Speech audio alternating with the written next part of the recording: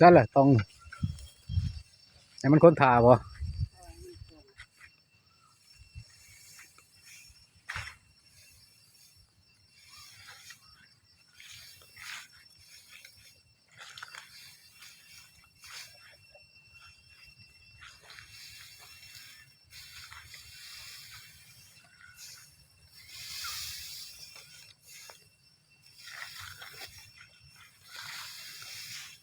เอาเฮ็ดคลิปบ้านๆนั่นนี่หั่น100 200แต่พวกเฮ็ดคลิปแบบว่าปลาเปื่อยปลาหยังไปซั่นแล้วก็โอ้นขนาดแตกล้านเลย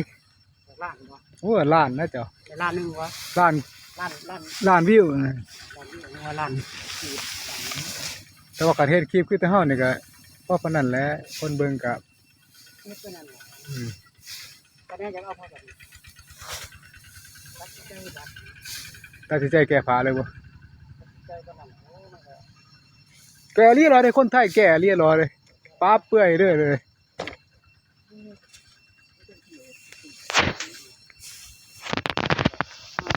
เข้าเย็นแล้วก็เลยเราต้องเวลาเงาเวลาต่างบ่เบิ่งนะคิดบ่เบิ่งดอกแต่ว่าคนมากเบิ่งแต่ว่าข่อยบ่เบิ่งดอก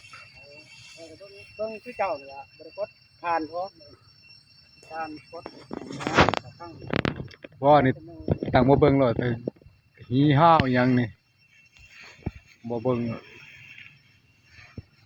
แต่ว่าคนมากเบิ่งหมายถึงว่าคนมากเบิ่งแห้งอันนี้แตกล้านโลดกันค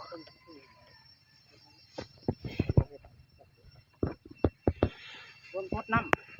ำบ่กดออกแต่ว่าเขาจับกับหลายคนเลยเด้เขาจับแบบว่าอันอยากได้แต่ว่าอันผิดกฎหมายเด้แบบว่าโทรศัพท์มันเด็กน้อยเขาเบิ่งอย่างนี้เด้ว่าที่นี่เอ้ายอดวิวหลายเหรียญมันก็ขึ้นเนาะว่าเห็นแต่หมู่บอกต้องเคยเพราะว่าเล่นเกมเป็นอะไรนั่งว่าปั่นตลอดไปยังว่าไหลขนาดจนยังเห็นนั่น